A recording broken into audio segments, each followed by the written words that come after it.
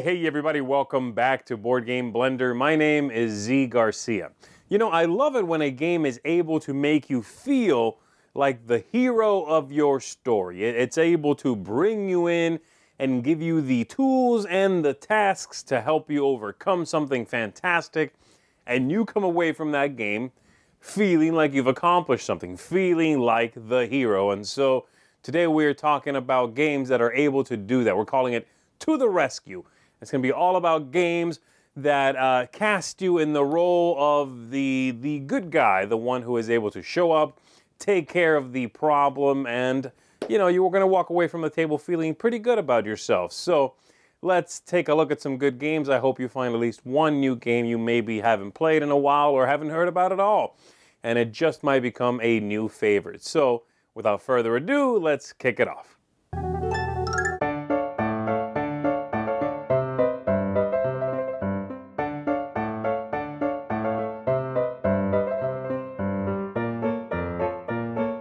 Hello folks, Mark here, and welcome to Thinking Inside the Box. In this series, I'm focusing on components, inserts, storage solutions, and games that already do both really well. Today, we're taking a look at Tiny Epic Quest. Tiny Epic Quest is brought to you by Gamelin Games from 1 to 4 players. Games run 30 to 45 minutes, and it's for ages 14 and up. A world of peace has been torn asunder by the opening of a vile portal from the Goblin Kingdom. Nasty goblins pour into the peaceful groves and villages of the elf world, settling the realm ablaze. Now you, the heroes, must quest in order to right this wrong. There are 2 paths to victory: closing the portal or slaying all the goblins. Which one will you choose? Either way, your quests will be aided by the help of the surviving mushroom folk and by the epic items that have been lost in the realm's deep dungeons. The world is ending quickly, so you must act fast to save it, but you also need to know where your luck will run out. This and Tiny Epic Galaxies are by far my favorite of the series, but we're not looking at inserts today. But instead, it's all about the components. You must check out these specialty meeples. Big kudos to Gamelin for turning the simple meeple into something amazing. Check it out, the meeples even hold stuff, weapons, shields, and all kinds of gear. The item rack shows some of the possibilities. Yes, there's even an item rack. Oh my gosh, so cool. If you can't already tell, I'm super excited about the components in Quest. They've done a really nice job here, and at least for me, the game is really something fantastic. It feels like an old school Zelda game. So fun. So much to like about this game. The tiles, tokens, and dice are fantastic as well. So, if you're a fan of the Tiny Epic series, Quest is not one to miss. Alright folks, thanks for watching, happy organizing, and until next time, we'll see you at the table. Come on guys, let's go save the kingdom!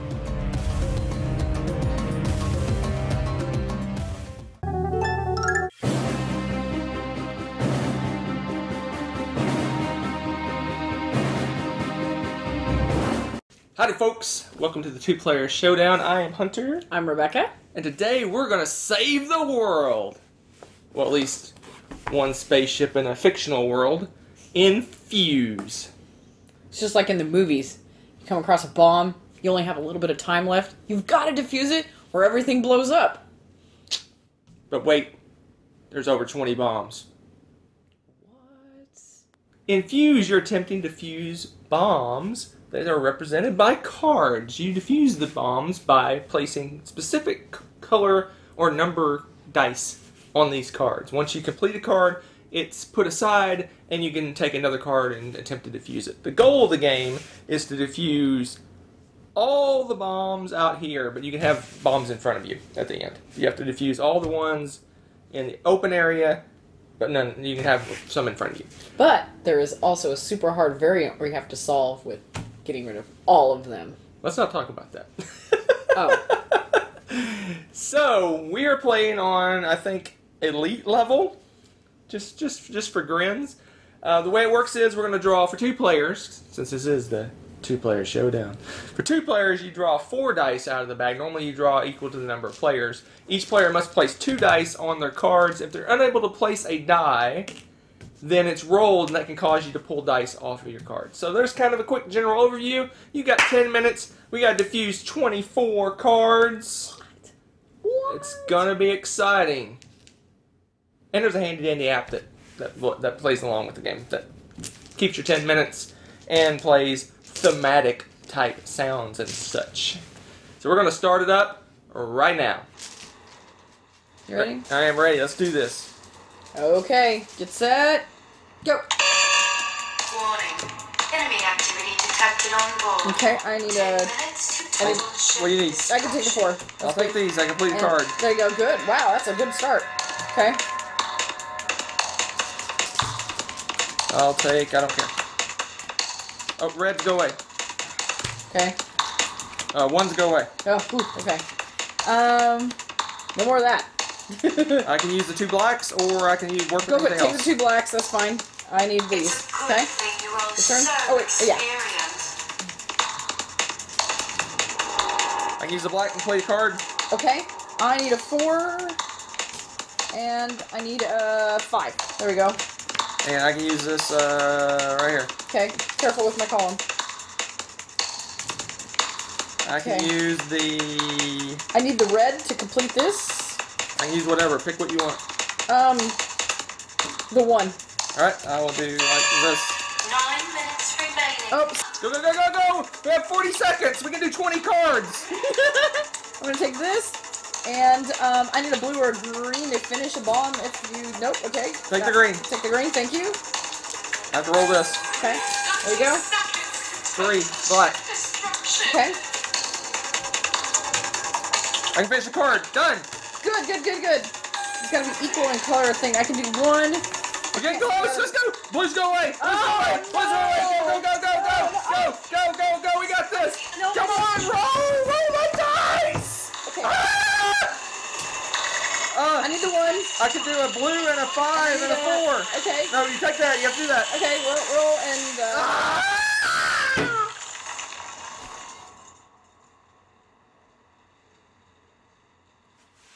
Ship destroyed. You don't say. We got close. We only had 5. What, 5? The ones out in the middle left. That's not too bad. 5. For elite. 5. Not too bad for elite. Not too bad for elite. Pretty bad. We died. If you can handle high-tension games, it's really fun. But if there's something like that stresses you out, you might want to find a different way to save the world. Yeah, I like this one. This one's exciting. You really get into it, and you, it's just like 10 minutes of insanity. Yeah, and the nice thing is, no matter how many players you have, it's going to count 10 minutes down. Because that's as long as the bomb's going to let you go. Yep. So, if you like that, give it a shot. Check out Fuse. Thank you so much for joining us. Boom!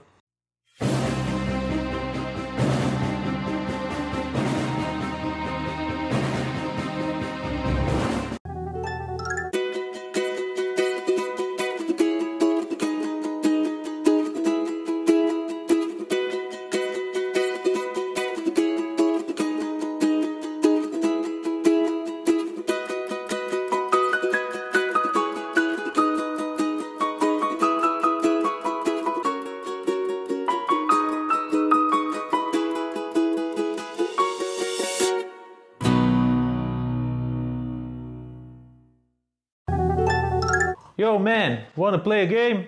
What's it called? It's Flatline, you cure people. Okay, sure. Maybe next time.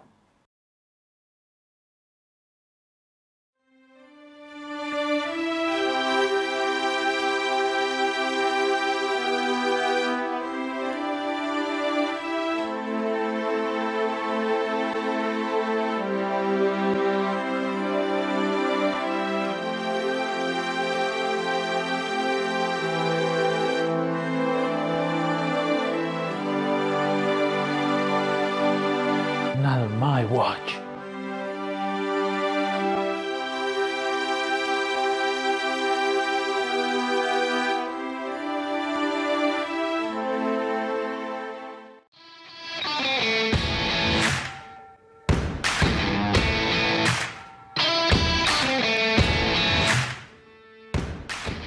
Hello everybody and welcome to the life of a board gamer.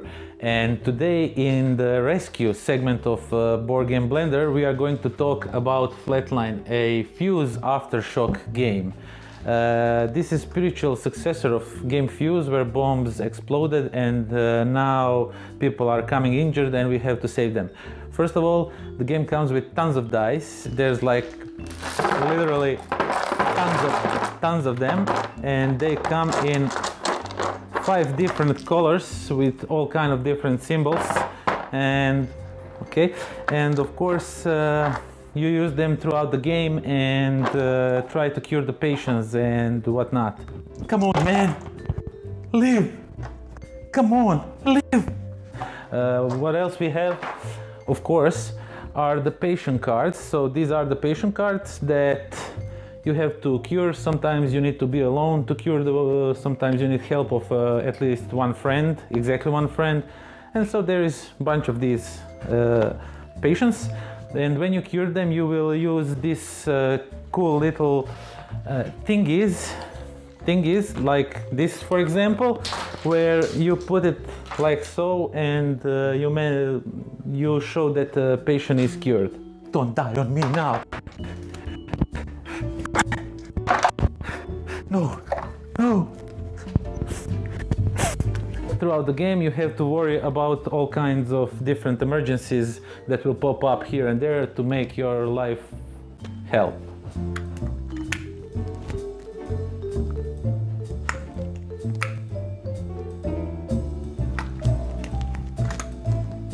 To cure everyone, you will have 7 turns, maybe 9 if you are skilled in this game, and you will use this to track your time. And there is also a red side where you have, if you want, you can make your life even bigger hell than it is. And of course all that you will measure by these cute little green cubes, and also sometimes you'll have to block off some of the parts that you cannot cure at the moment, so that this game makes even more hell to you.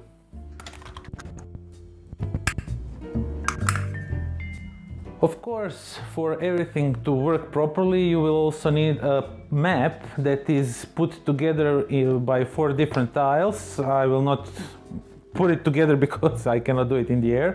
And in the middle, you will also get this dialer that spins around and tells you, if you cure the patients, what good stuff you get or bad stuff that happens to you if it's for some reason not good. Clear! Clear! Is this on? There's also a rulebook in this game, of course. Hey man, let's play another game. Come on, wake up. Let's play another game. Let's play another game. Come on. Let's play another game. You want to play another game?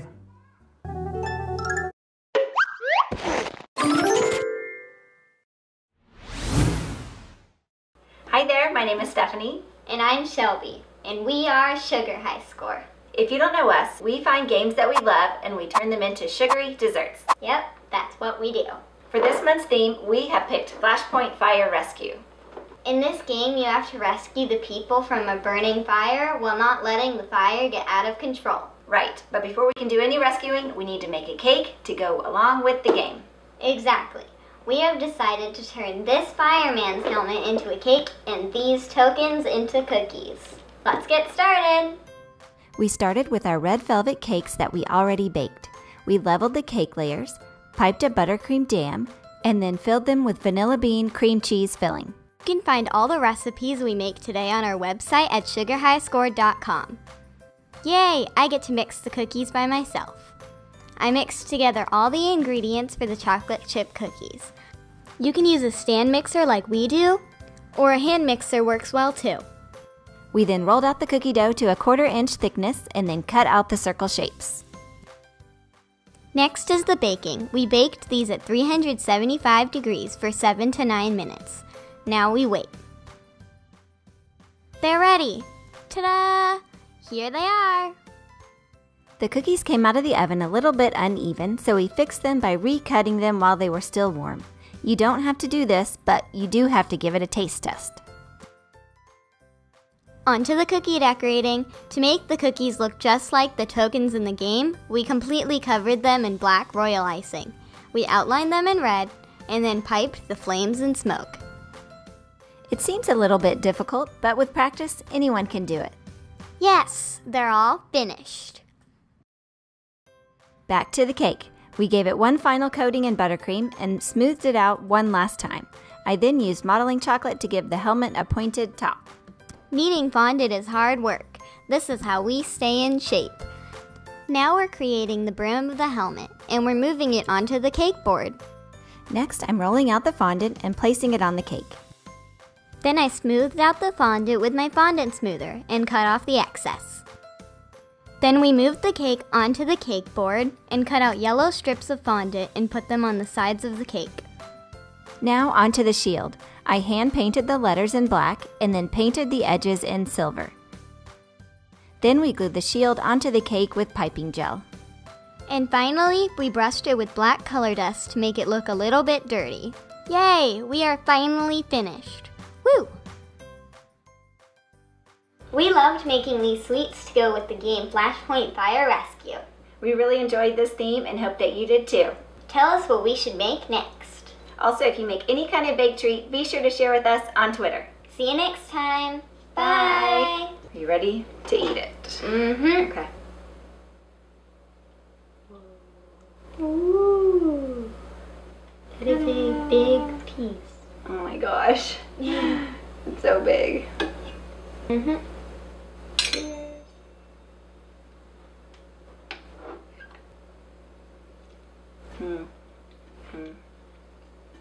Delicious.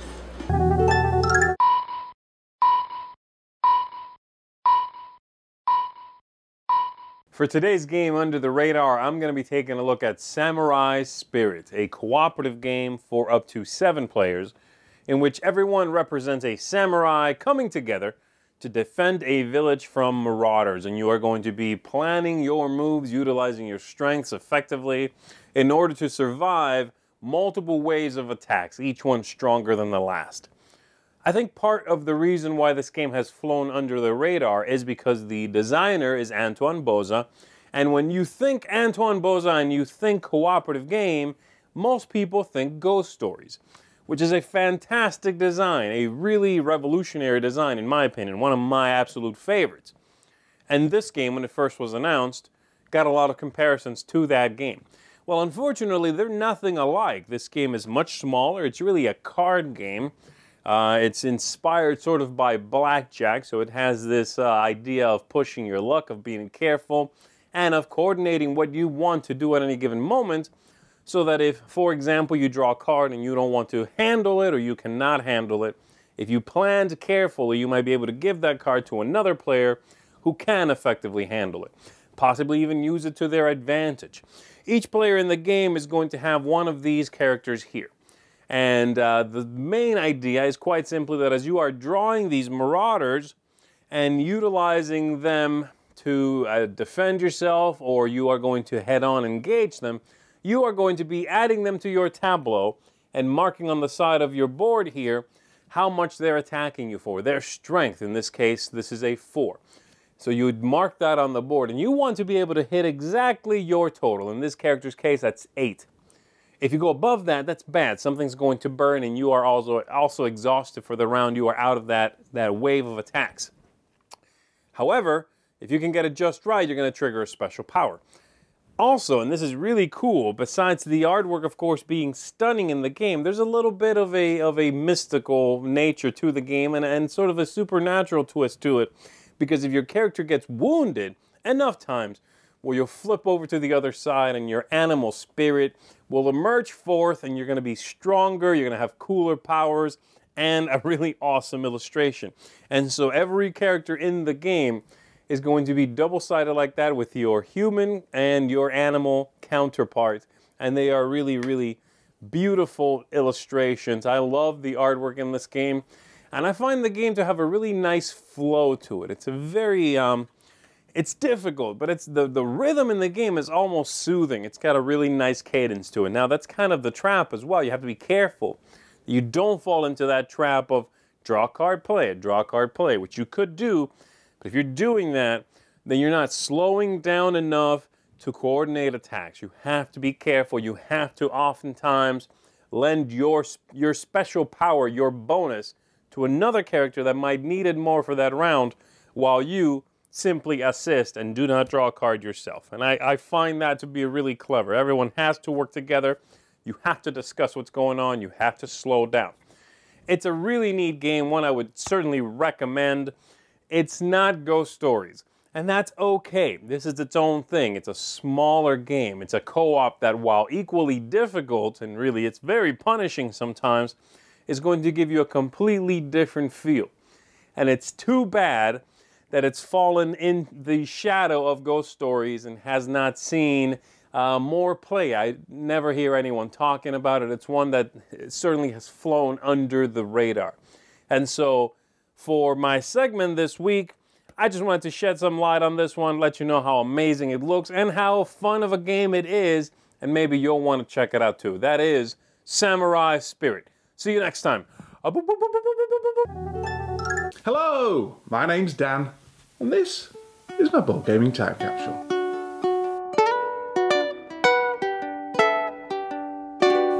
Now then, no one really knows what's going to happen in the future. But what we do know is that as technology advances and becomes more and more sophisticated, machines are going to eventually become fully sentient beings.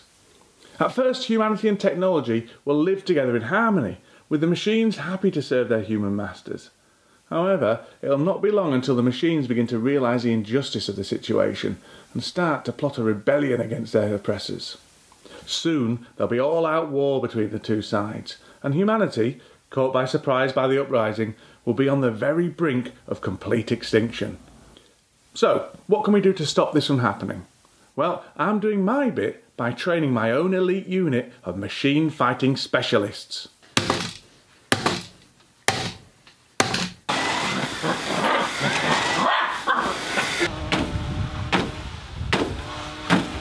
However, this might not be enough. It's all very well having a crack squad of expertly trained fighters, but if they don't have the right weapons available to them, then they're going to be helpless in the face of the enemy. Which got me thinking, what is the one thing that all machines are going to have in common? Well, they're going to have hard drives. And how can we best destroy hard drives?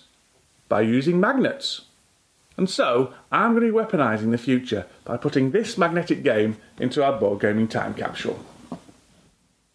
The Enchanted Tower. The Enchanted Tower is a children's game, and the winner of the 2013 Kinderspiel des Jahres. In the game, one player is a wizard who's locked the princess in a tower and hidden the key, and the other is Robin, who's trying to find the key before the wizard can get to it. This game sits in two of my favourite categories of all time: games that use the box as an integral part of the board, and, of course, games that use magnets. It baffles me why we only put magnets in kids' games. Magnets are great and should be included wherever possible, even in the heaviest Euros. For example, everyone complains about the player boards in Terraforming Mars, saying that just one nudge of the table can send the cubes flying and ruin the entire game. Some people have even made these tray overlays to keep all the bits in place. However, think how awesome it would be to have a Terraforming Mars player board that was magnetic and that all the cubes stuck to. You could even stick it on your fridge when you weren't using it. Fantastic. Now, the Enchanted Tower isn't really one of those kids' games that play just as well with adults as it does with children. The game's a bit too simple, and there's a bit too much randomness for that. However, as a family game to play with young kids, it's one of the greats. And so, all that's left to do is to put the Enchanted Tower into our board gaming time capsule.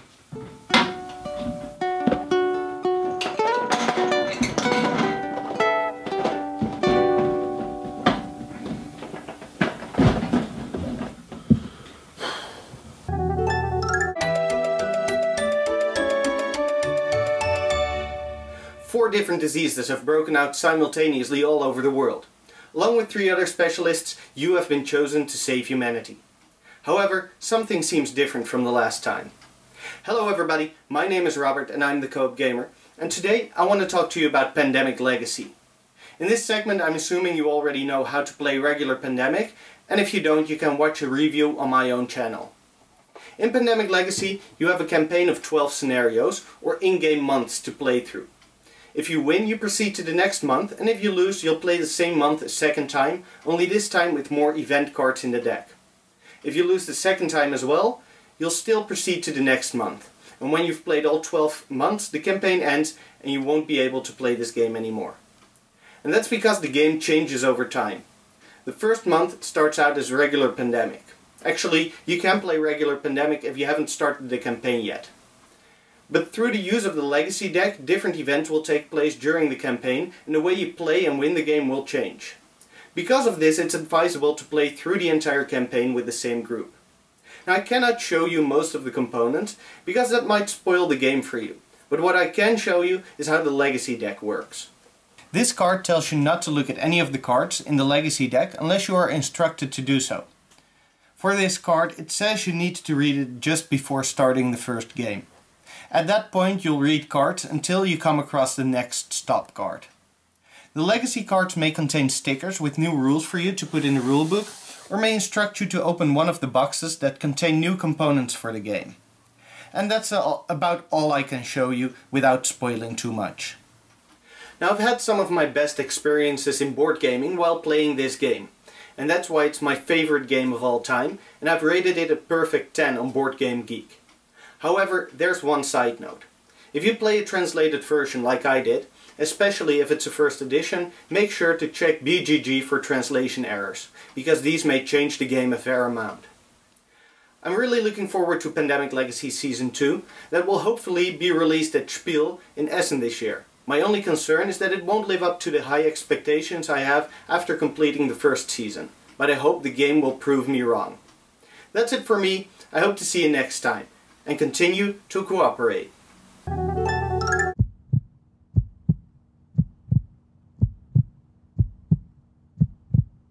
Hi everyone! Today with me I have a patient that has had a problem since she was a very little girl. It started with Parcheesi, and at the age of 9, Monopoly came into her life.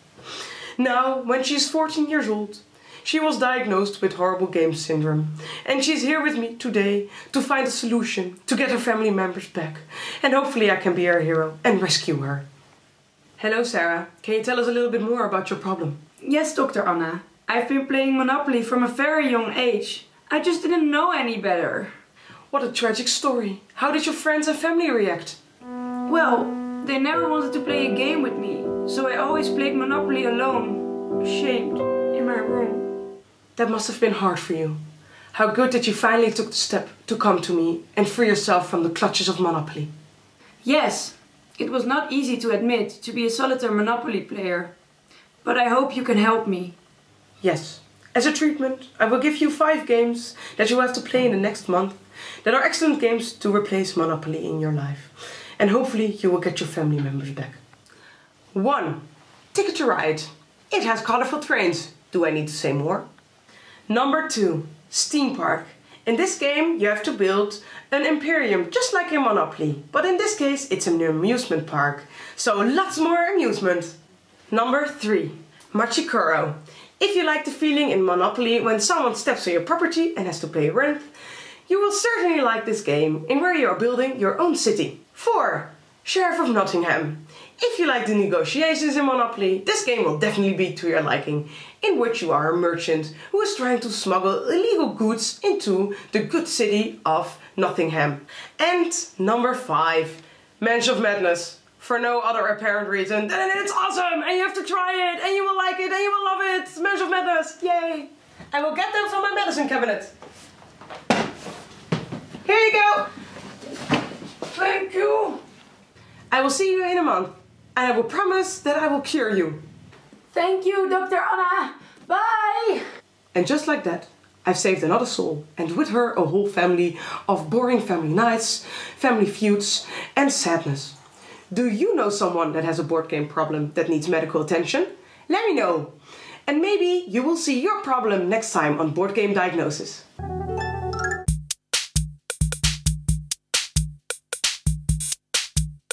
For today's Quirky Game, we're going to be taking a look at SOS Titanic, a game that tasks you with no less than rescuing as many people as you can from the Titanic disaster.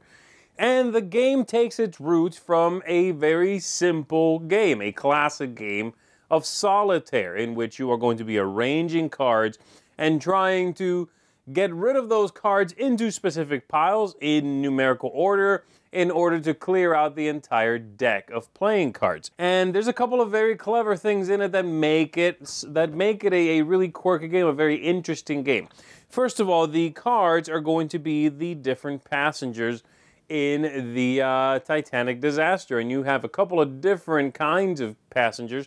You have first class and second class, the other passengers. And you are going to be attempting to arrange these and then deploy them to the rescue boats, which would be the lowest card in the deck.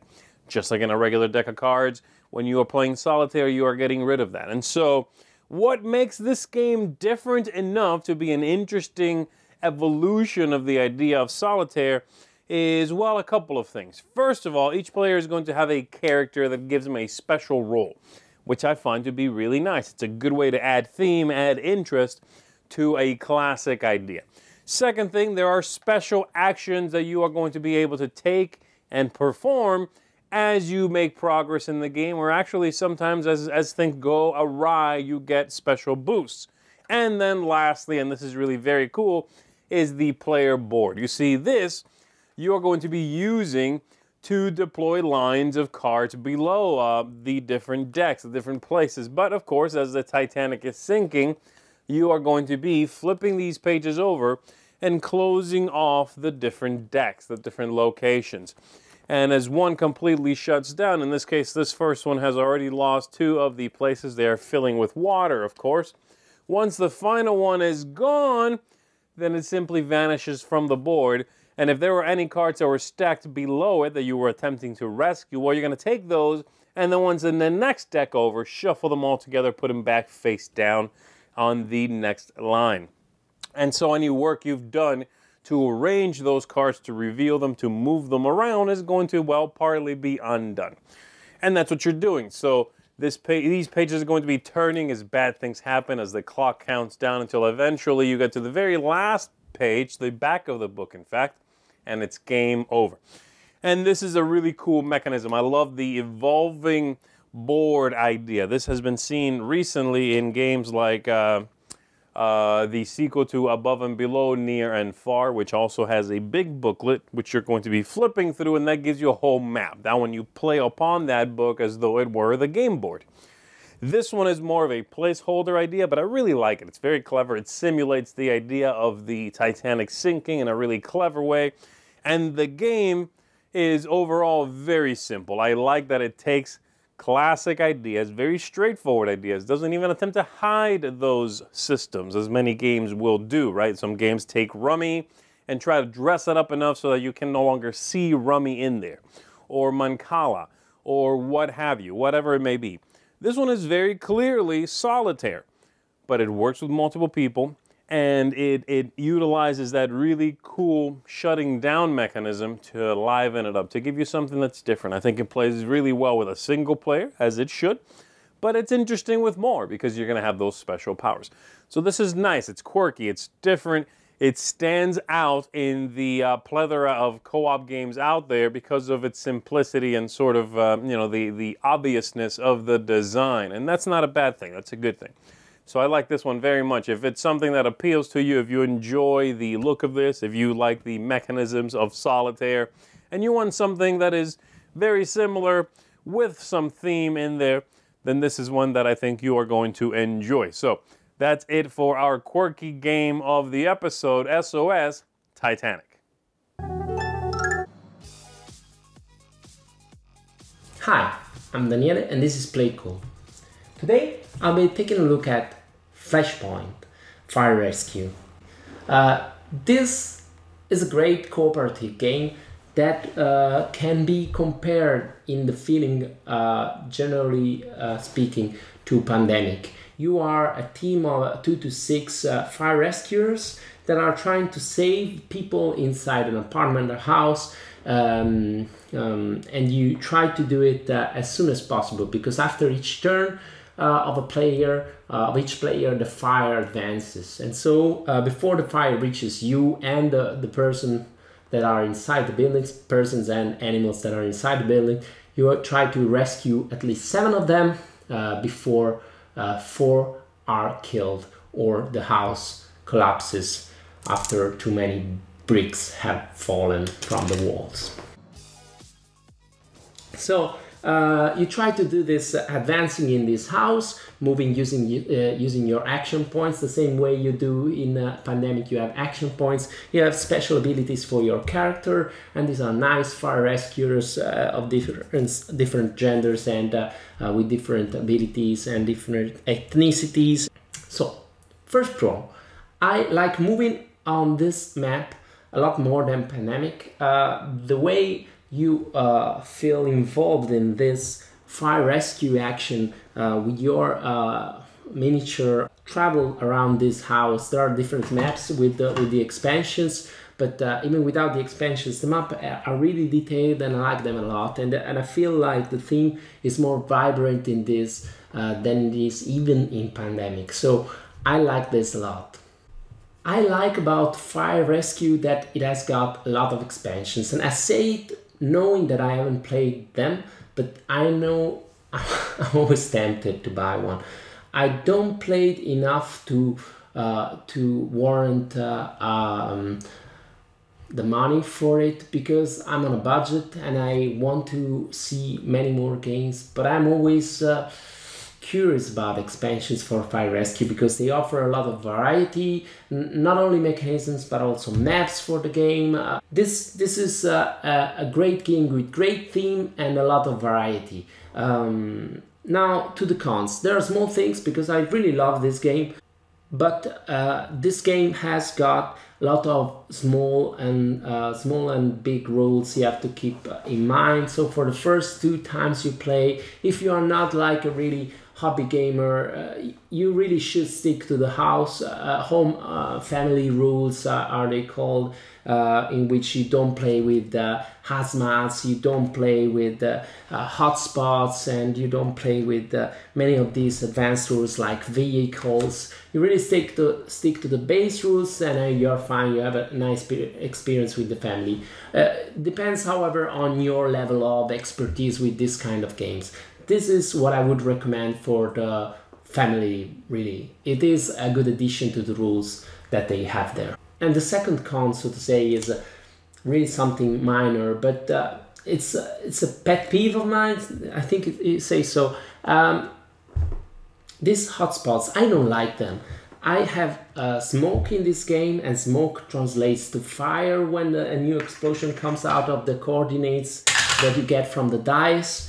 And it's all well and good, but then you have also hotspots, so another flame on the map that marks where the explosion has happened, and it's really a place you want to avoid. And then there is hazmats that at least have a different icon with inflammable material. I would have chosen another way to mark this, at least because I have too many flames on this map with hotspots on the map, and I don't like that as much. I think it confuses the map a lot. It is a great game, and it's worth taking a look if you haven't already. Flashpoint. Have fun! And that's going to do it for us, everybody. A big thanks to all of my contributors for their wonderful segments. A big thanks to you for tuning in and checking out those segments. And as always, we're going to see you in a couple of weeks. And hey, do not forget, stay a friend of the blend. See you next time.